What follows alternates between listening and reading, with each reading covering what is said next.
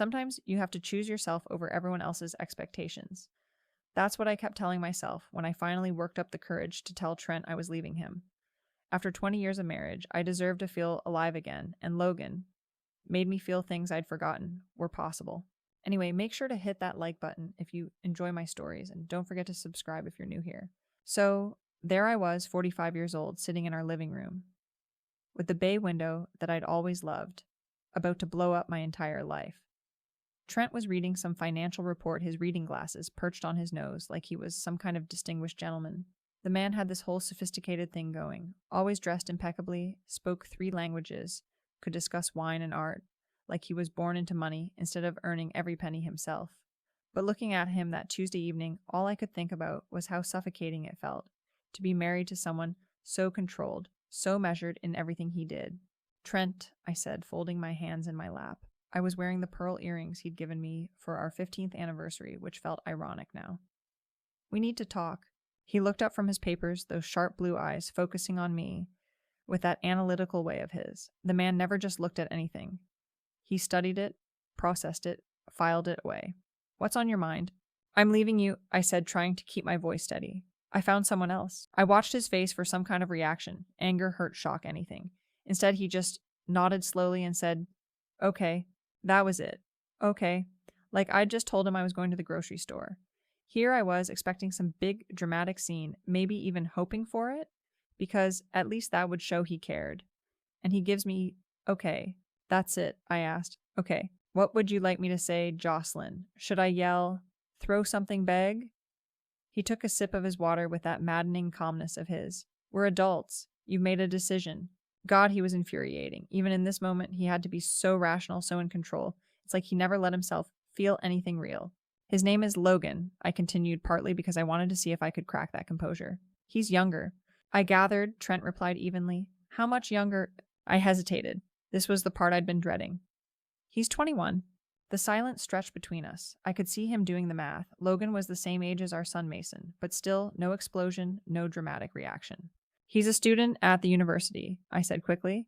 He's brilliant, a sculptor. He sees me, Trent. He really sees me. Something flickered in Trent's eyes then, but it was gone so fast I might have imagined it. I'm happy for you, he said. The conversation continued with me laying out my plans. I'd already put a deposit down on a trendy loft downtown. I wanted to handle everything amicably, all that stuff. But what I really needed him to understand was that I'd be supporting Logan while he finished school. I'll need you to be reasonable about the settlement, I said, shifting into negotiation mode. Logan's still in school, and I'll be helping him financially. You know how it is for artists. Trent just nodded like this was all perfectly reasonable. The next day I moved my things out while he was at work. I'd hired movers and everything. I wasn't going to do this halfway. I took the paintings I'd chosen for the walls, the expensive espresso machine we'd bought last Christmas, all my books. Logan would appreciate good coffee, and I wanted our new place to feel sophisticated. Those first few weeks in the loft were like a dream. Logan would come over after his classes, and we'd drink wine and talk about art and life. He had this energy, this passion for everything that made me feel young again. When we were together, I wasn't Trent's wife or Mason's mother. I was just Jocelyn, a woman in love. Logan's apartment near campus was tiny and cramped, so he practically lived at my place. I loved cooking for him, loved how grateful he was for everything I did. He'd never had anyone take care of him the way I did, and it felt amazing to be needed like that. You're incredible, he'd tell me, running his hands through my hair. I can't believe someone as amazing as you was wasting away in that marriage. He was right. I had been wasting away. Trent had never made me feel special, never made me feel desired. With Logan, every day felt like an adventure. I was supporting him, sure, but it didn't feel like work. His art supplies, his groceries, gas for his beat-up car. It was all worth it to see him creating to be part of something beautiful and meaningful. The scholarship he had covered tuition and housing, but living expenses were tight, and I was happy to help. We'd go to gallery openings and coffee shops where his friends hung out. I felt a little out of place sometimes. These kids were all so young and idealistic. But Logan always made sure I felt included. He'd introduce me as his girlfriend, never mentioning the age gap, and I loved how proud he seemed to have me on his arm. The only downside was dealing with Trent's passive-aggressive behavior. He'd text me about paperwork or bills with this cold professional tone that made me feel like a business transaction. When I'd try to call to discuss things like normal people, He'd keep everything brief and impersonal. Mason was another story entirely. My son was furious with me, which hurt more than I expected.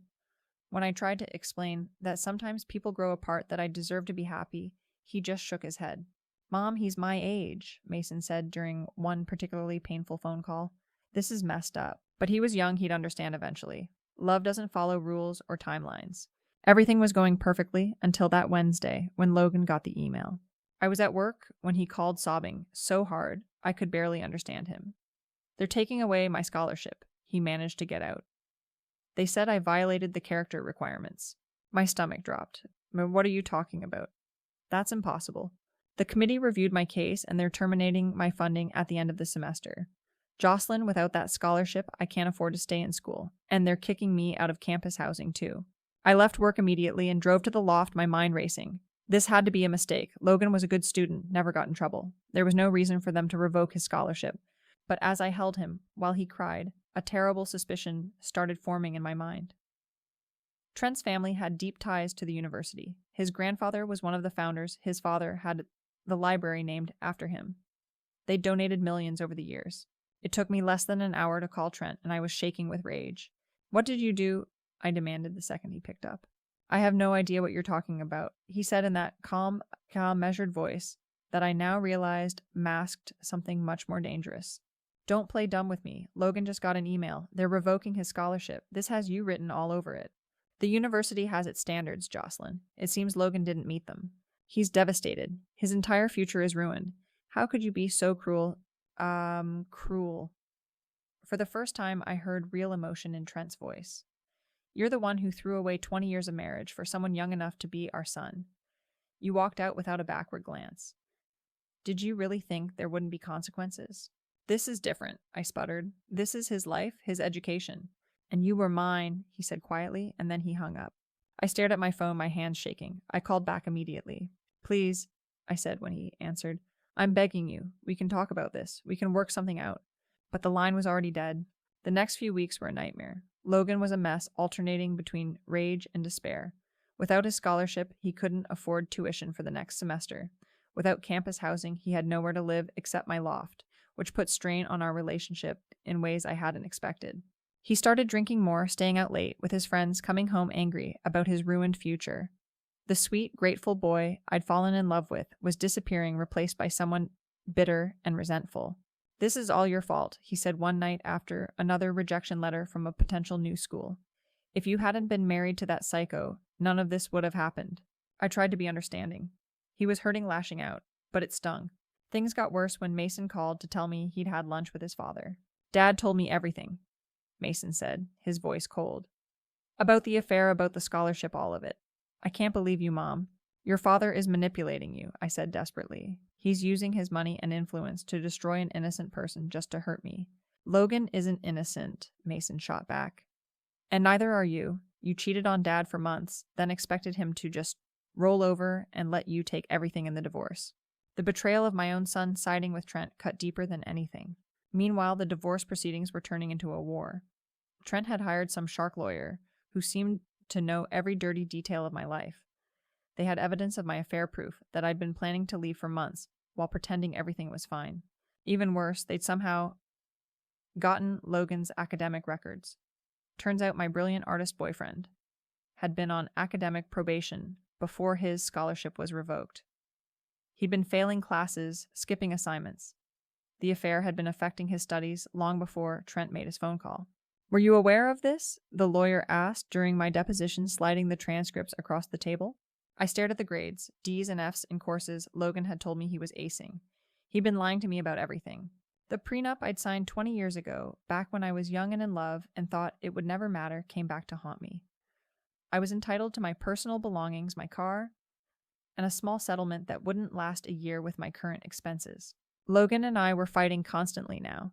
The stress of his situation, combined with being cooped up in my small loft, was destroying whatever we'd had. He blamed me for everything, and I was starting to see him clearly for the first time. He wasn't a misunderstood artist. He was a failing student who'd latched onto an older woman to pay his bills. The passionate conversations about art and life that had seemed so profound now felt shallow and pretentious. He didn't see me. He saw a meal ticket. When the eviction notice came for the loft, I couldn't afford the rent without the settlement I'd been counting on. Logan didn't even pretend to be supportive. I can't deal with this anymore, he said, throwing his few belongings into a backpack. I'm crashing at my friend's place until I figure things out. Just like that, he was gone. No goodbye, no acknowledgement of everything I'd sacrificed for him. He left me alone in an apartment I couldn't afford with a divorce settlement that barely covered my lawyer's fees. The final decree came through 8 months after that terrible Tuesday when I thought I was choosing happiness. I got my car, my clothes, and enough money to maybe last 6 months if I was careful. Trent kept the house, the investments, everything we'd built together over 20 years. But more than that, he kept his dignity. Mason had forgiven him completely, and they were closer than ever. I heard through mutual friends that Trent seemed lighter somehow, like a weight had been lifted off his shoulders. I ended up in a studio apartment across town, working longer hours to make ends meet. Logan had moved back to his hometown, his college dreams over. We hadn't spoken since the day he walked out. Last month, I saw Trent at the bank.